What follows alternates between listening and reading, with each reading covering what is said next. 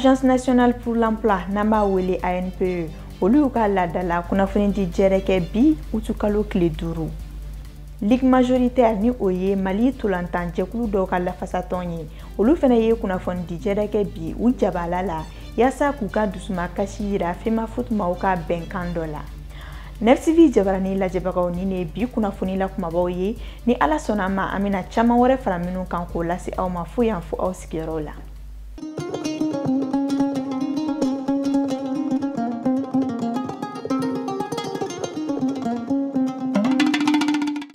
An limanaw aw ni su bi kunnafoni di kɛnɛ kɔnɔna la kunungo utukalo tile 4 san 2020 an ka kɛlɛkɛcɛ minnu bɛ n'olu bɛ wele les FAMA olu sigiyɔrɔ minnu bɛ Sandare Jema sira kan Kayi mara kɔnɔna la bingali wale kɔni taara ni ka olu sɛgɛrɛ u sigiyɔrɔ la maa sidɔnbali dɔw fɛ maa 2 olu kɔni jogina Idrissa Badini ale bɛna ɲɛfɔli dɔwɛrɛw kɛ an ye bingali in kɛcogo kan.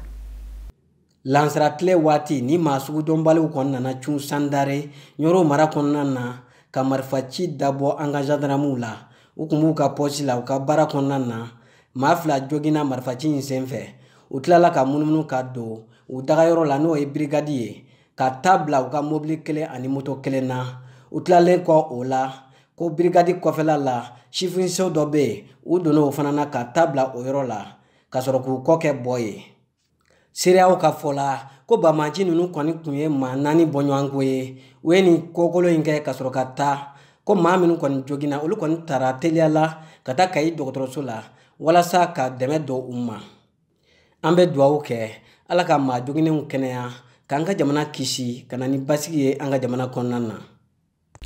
Kunnafoni daɲɛ kumabaw la an y'a fɔ ɲɛna cogoya min na ANPE ni o ye Agence nationale pour l'emploi ye olu kɔni y'u ka kalo 6 ladala kunnafoni di jɛrɛkɛ bi araba utukalo tile 5 sigi kun tun ye ka diɲɛma ladɔnniya u ka nin kalo 6 laban in baarakɛlenw kan o min kɛɲɛna ni u ka o waati kofɔlen nafolo dilenw ye nafolo min taara ANPE ɲɛmaw fɛ. Aminata Daɲɔ, Mariam Sako ale ni Tijani Siribe olu tun bɛ NFTV maaw tɔgɔ la. ANPE ye cakɛda mun bɛ denmisɛnw dɛmɛ baara ɲini ni baaradege la walasa u ka se ka baara kɛ ka u yɛrɛ nafa ka tila ka maa wɛrɛ nafa. U ka bi kunnafoni jɛrɛn tun bɛ tali kɛ ka diɲɛma lakodɔnniya u ka baarakɛlenw kan. K'a daminɛ san 2020 janvier kalo la ka n'a bila juin kalo tile 30 la. ANPE ye baara caman kɛ ni wagati in kɔnɔna na hali n'a sɔrɔ u ka laɲiniw bɛɛ ma sabati. 1er janvier ka taa juin la. Donc ni kalo wɔɔrɔ mun tɛmɛna an ye placement 7 ani 70 ani 8 de kɛ o ye emploi salarié sira la ANPE ta b'a la bureau privé de placement fana ta b'a la o sira la fana projet auto emploi an ka partenaire bancaire financement mun bɛ projet mun bɛ financer an bɛ o statistique sira la fana an ye auto emploi o taara 8 ani 10 o chiffre ninnu o tɛ fɛn bɛrɛ ye mais u bɛ dɛmɛ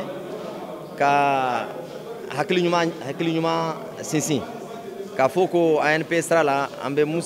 bɛ se ka mun kɛ o de kɛra an bɛ dɛmɛ gouvernement la an bɛ dɛmɛ ɲini gouvernement la ani an ka partenaire bɛɛ pour que nin baara ka sinsin ka taa ɲɛ pour que programme présidentiel fana ka ɲɛ sɔrɔ a hukumu la d'ici 2023.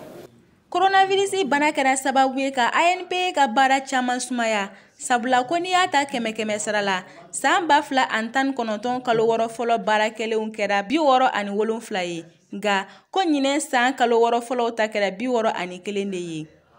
Hali ni coronavirus bana ma ban ANPE ɲɛmaa ye wele bila maaw ma walasa u ka taa baara ɲini siraw kan sabula ko da caman de yɛlɛlen do u ye wa ko o b'a to olu fana ka baara bolodalenw bɛ sabati u bolo. An bɛ fɛ ka bɛn mun ɲini jama fɛ o ye ka fɔ ye ko demandeur d'emploi mun bɛ fɛ ka informatique formation sɔrɔ ANPE direction la ani ANPE direction régionale formation informatique a tɛ sara u bɛ na u bɛ formation sɔrɔ u bɛ base sɔrɔ informatique la parce que bi na u b'a dɔn o frère d'emploi n'u bɛ fɛ ka mɔgɔ ta mun bɔra école la a ma expérience sɔrɔ ni informatique n'a t'a dɔn à Kagale Doni. Donc on va faut demander d'emploi au Cana formation c'est gratuit. Et puis au cas inscription fana parce que y a une plateforme digitale de Sinsin à trop bara NPE au plateforme fana abe demain ka CV bla ligne là. Hein, quand demain conseil emploi sera là, coup de demain ka mise en relation fana facilité pour que aux frères d'emploi mon bena au sait ou Sinsin hukum là parce que ne bi fait ka rappeler fana premier semestre là on y dit déjà ka barastro malien katafo Égypte. Donc Exid voyez filiale Égypte Télécom ni tete pandémie nana sa Covid pandémie en beta fo quand même malien quand même bisakata mais ça muga ni sabare tara donc tara ou be barala parce que ou be prouver fana que compétence B donc kana mo kana décourager jama kana décourager ou ka il faut avoir confiance en soi ka foko défi nous ka gleme abiseka relever kunnafonidilaw ye sababu ɲuman ye mun b'a to baaraɲininaw ni dɛmɛbajɛkuluw ka bɔ ɲɔgɔn kalama o de la ANP ye I jigi sɛmɛ u la walasa u ka se k'u dɛmɛ ni baarako kunnafoni jɛlen dili ye olu fana bɛ se ka maliden fanba dɛmɛ ni baara sɔrɔ ye cogoya min na.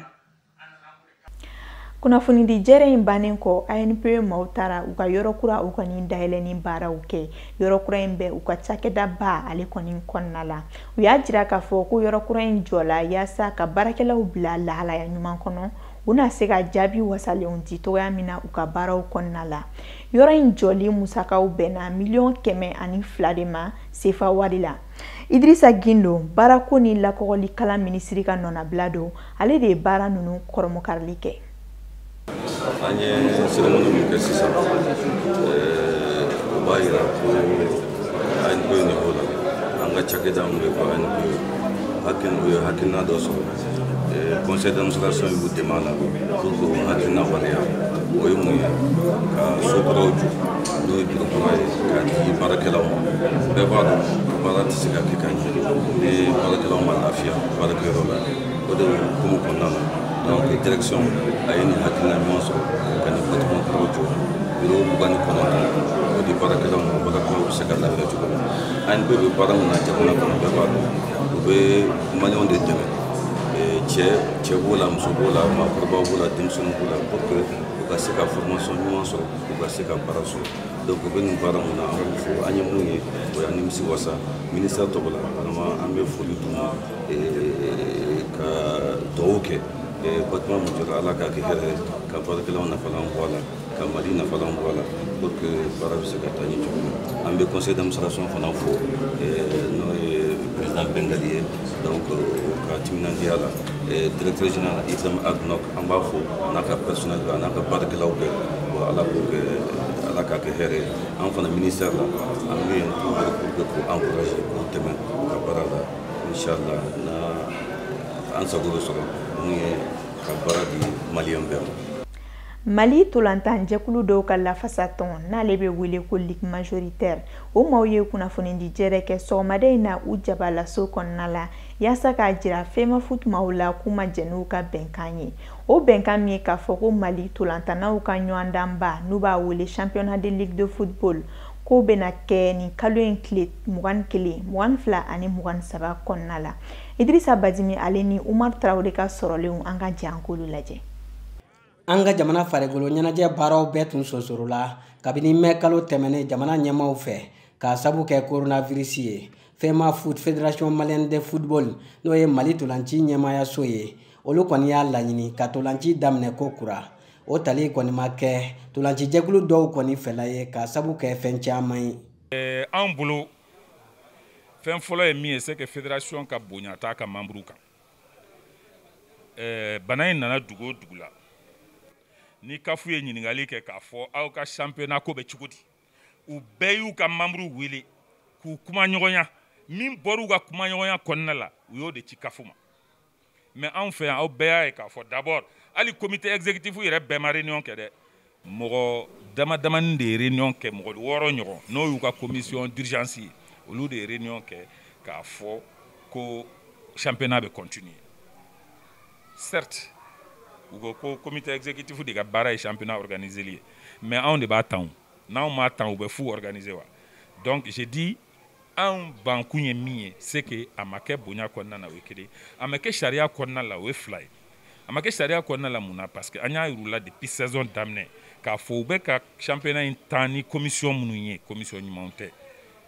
n'aw m'u changer championnat in aw bɛ ka fu de kɛ. N'i ko ntolanci ɲɛma i ko kɔmɔgɔw ko ɲɛmaaw kɔni man kan tɛ ka nin hakilina sugu ta k'a sɔrɔ u ni kɔmɔgɔw ma bɛn a la. Solution tɛ championnat in bolo u mana tan cogo cogo mais sigikafɔ o bɛ se ka ko bɛɛ ɲɛnabɔ n'i y'a ye bi club bɛ 23 la sigikafɔ de nana n'o ye n'o tɛ Mali championnat club 16 de don olu y'o fɔ anw y'o fɔ mais an bɛ 23 la bi mun nana n'o ye sigikafɔ de nana n'o ye wa o sigikafɔ min filɛ nin ye o 23 club ye sariya sɔsɔ ye o mais puisque an bɛnn'a kan de donc o sariya sɔsɔ bɛ tɛmɛ o n'an kuma ba kan fo ka diɲɛ wuli a tɛ kɛ o donc o n'a ɲɔgɔnnaw de don n'aw bɛ fɛn min kɛ ne hakili la an tɛ ɲɔgɔn jugu ye o an bɛ yan pour que an ka ballontan in de développer mais n'aw ko aw bɛ taa décision de ta ka n'o imposer anw kan diyagoya la a dun b'aw ni mɔgɔ minnu cɛ aw b'u dɔn.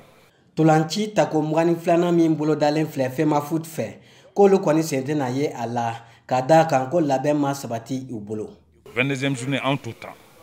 mɔgɔ si ye maintenant n'u y'a continuer u mana décision min bɔ n'an ka kan ka disposition min ta par rapport à cette décision an b'o disposition fɛnɛ ta parce que pour le moment u ye 22e journée dɔrɔn de programme aw dun b'a dɔn k'a fɔ championnat ye fɛn ye ballontan tɛ kunfɛ ko ye o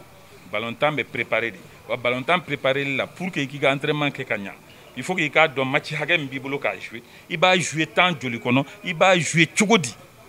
est-ce que match kelen de don par semaine wa match fila de don par semaine wa a bɛ f'i ko de dɔn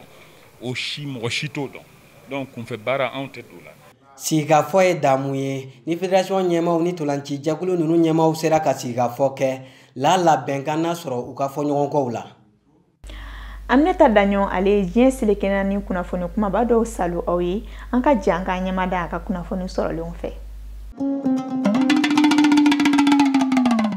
Aw bisimila ko kan kibaru kɛnɛ kan an b'a daminɛ ni Nigeria jamana ye. Nigeria jamana ɲɛmaa Mahamadu Buhari ale ye a ka jamana lakana tigilamaw bɛɛ fara ɲɔgɔn kan walasa u ka se ka sigi ka masala jamana lakana ko kan sabula k'an bɛ wagati min na ko sisan ko fosi ma bɔ bamagaci wale la fo ni min farala kan. Kunnafoni nasira la a yirala k'a fɔ ko Nigeria jamana ɲɛmaa y'a yira k'a fɔ ko an bɛ wagati min na ko sisan Nigeria lakana kɔni kɛlen don kamanagan ko ye kɛrɛnkɛrɛnnenya la jamana kɔrɔnyanfan ni woroduguyanfan ni ɲɔgɔn cɛ. N'an bɔra yen an b'an kunda Senegal jamana kan kunnafoni sɛbɛn mun bɛ Senegalikaw fɛ n'a bɛ wele ko Les Echos ale baarakɛyɔrɔ maaw ka baarakɛminɛnw caman tiɲɛna maa dɔw fɛ minnu taara tiɲɛni kɛ Mustafa Sy tɔgɔ la ni ale ye diinɛ ɲɛmɔgɔ dɔ ye ani politiki tɔn dɔ ɲɛma u kɔni taara tiɲɛni kɛ sabula ko kunnafoni sɛbɛn maaw y'a bɔ u ka don kibaru kɔnɔna na ko coronavirus bana yera ale Mustafa Sy la. A yirala k'a fɔ ko diɲɛmaa kɔni wulila k'u jɔ nin ko in na sabula ko nin ye dankari kɛlen ye kunnafonidilaw ka hakɛ dɔ la. O de la Senegal kunnafoni ko minisiriw bɔra k'a fɔ ko nin kɔni ye waleya ye mun tɛ to ɲankibali ye. An b'a kuncɛ ni Congo RDC jamana ye. Lumumbashi dugu bɛ ka Congo Kinshasa dugu jalaki ko u ye forobayɔrɔw feere dasu la. O de la u ka katanga wasadenw ni duguden dɔw farala ɲɔgɔn kan ka u ka nisɔngoya yira sabula ko nin ko in ma kɛ sariya kɔnɔ. A yirala k'a fɔ ko yɔrɔ feerelen kɔfɔlen ninnu na Lumumbashi kɛnɛyasoba mun bɛ n'a bɛ wele ko Johnson Sandui ale fankelen bɛ a la ani Pullman dunanjigiso Caravia ni ŋunuŋunukan ninnu cayalen Congo minisiriso mun bɛ n'a ɲɛsilen don dugukolokow ma ale ni yɔrɔjɔkow olu kɔni bɔra ka galontigiya k'a fɔ ko olu ma yɔrɔ fosi feere maa si ma wa ko contrat de bɛ u ni entreprise dɔw cɛ. Kunnafoni min tun labɛnnen bɛ NFTV jabarani baarakɛlaw bɛɛ bolo ka bɛn bi araba utikalo tile 5 ma san 2020 o de tun ye nin ye an bɛ aw fo yan fo aw sigiyɔrɔw la Mali kɔnɔ ani Mali kɔkan an b'a fɔ Ala k'an bɔ su la.